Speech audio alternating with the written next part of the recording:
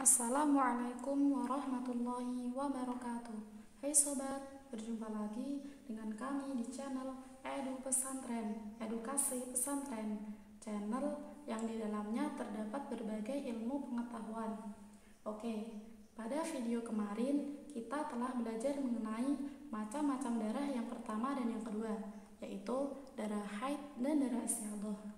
Pada video kali ini kita akan belajar tentang macam darah yang ketiga, yaitu darah nifas.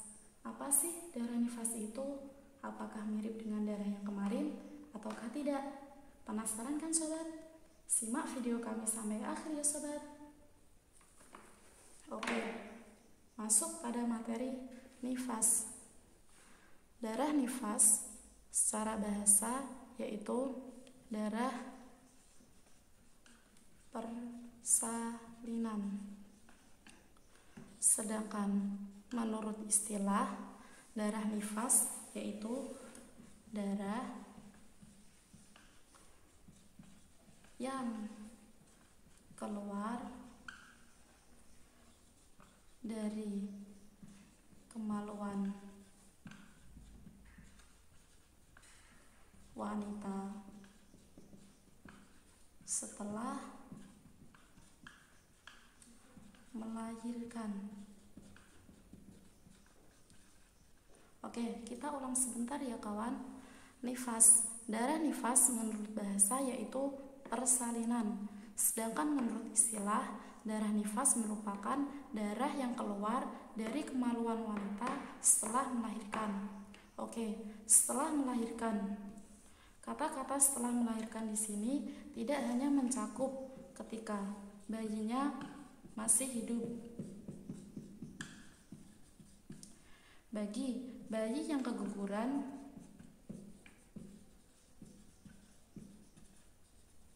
sang ibu masih dikenai hukum darah nifas.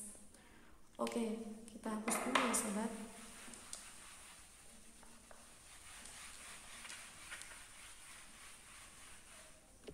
Terus, seberapa lama sih darah nifas itu keluar? Lama masa keluarnya berbeda-beda. Paling sedikit yaitu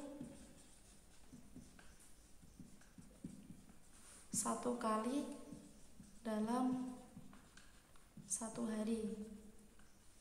Sedangkan paling banyaknya yaitu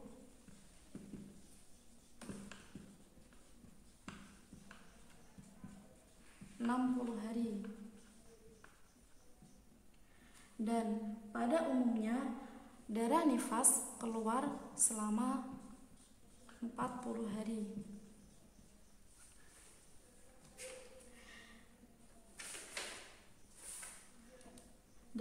Dasar yang menyatakan bahwa nifas pada umumnya selama 40 hari sesudah dengan hadis Ummu Salamah radhiyallahu anha sebagaimana kanatin nufasa'u tajlisu ala ahdi Rasulillah sallallahu alaihi wasallam arba'ina yauman, yang artinya adalah wanita-wanita yang nifas di zaman Rasulullah sallallahu alaihi wasallam duduk atau tidak sholat sehabis melahirkannya selama 40 hari.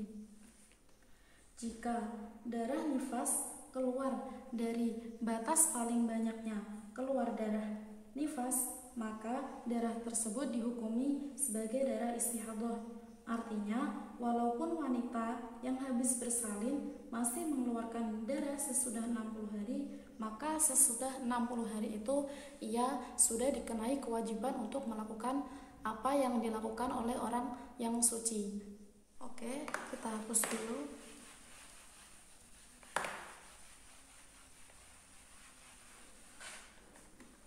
Wanita muslimah yang telah selesai menjalani nifas, maka diwajibkan baginya mandi ketika darah nifasnya berhenti, baik kurang dari 40 hari atau tidak mengeluarkan darah ketika melahirkan. Oke, terus bagaimana sih cara mengetahui masa sucinya nifas? Bagi wanita muslimah ketika ragu apakah sudah waktunya bersuci atau belum, hal ini dapat dilakukan dengan memasukkan kapas ke dalam kemaluannya, kemudian mengeluarkan kembali. Hal ini dapat apa dilakukan ketika hendak tidur dan bangun tidur, karena dengan melakukannya kapas tersebut dapat diketahui apakah sudah waktunya atau belum untuk bersuci. Maka apabila telah diketahui bahwa masa nifasnya telah selesai, maka hendaklah mempercepat bersuci. Oke, sekarang apakah larangan-larangan bagi orang yang menjalankan nifas sama halnya dengan orang yang menjalankan haid? Maka jawabannya iya. Bagi orang yang menjalankan nifas tidak diperbolehkan melakukan 9 perkara, yaitu yang pertama sholat, puasa. Oke, puasa di sini tidak hanya mencakup puasa wajib, yaitu teruntuk juga puasa sunnah. Yang ketiga, masuk masjid. Yang keempat, menyentuh Al-Quran. Yang kelima, membaca Al-Quran. Yang keenam, yaitu tidak boleh tawaf. Yang ketujuh, tidak boleh ditalak. Yang kedelapan, tidak boleh bersetubuh. Yang terakhir yaitu tidak boleh iddah dengan perhitungan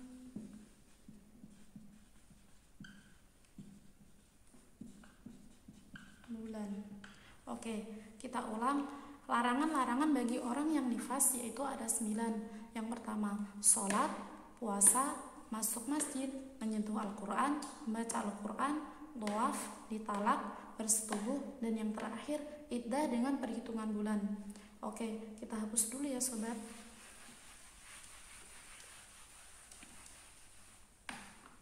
Terus bagaimana jika seorang wanita muslimah melahirkan 2 anak kembar? Maka apakah nifasnya dihitung dari lahirnya anak yang pertama atau dihitung dari lahirnya anak yang kedua?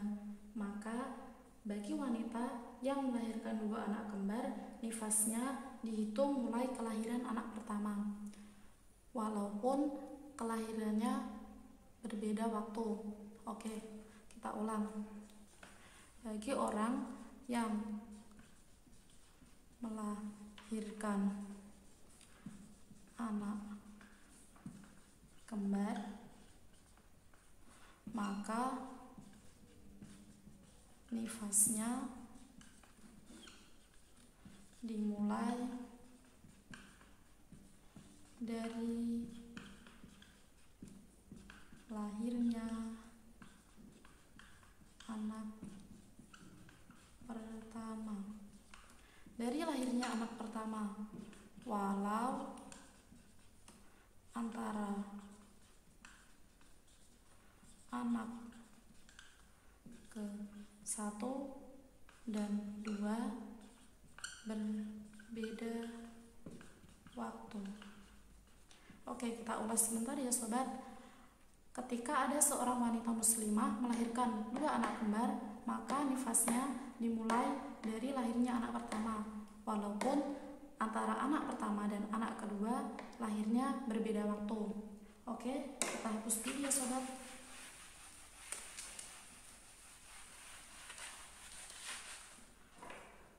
Terus sekarang bagaimana jika wanita yang sedang mengandung kemudian janin tersebut keluar sebelum waktunya, maknanya keguguran dan sudah berbentuk manusia.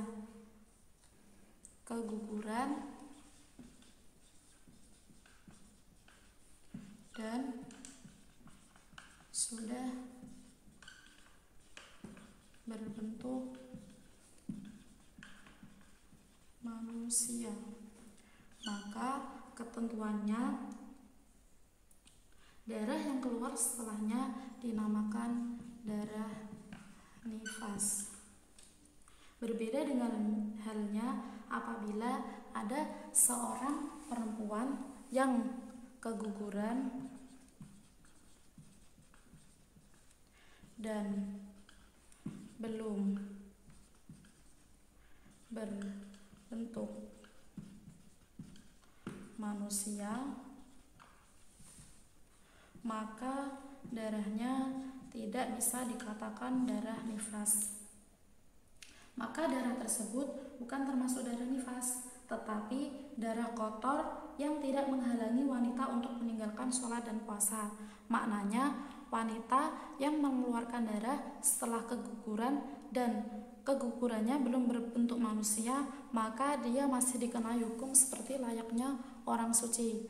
Oke, sekian video kali ini, semoga bermanfaat. Jangan lupa like, subscribe, share, and comment video kami.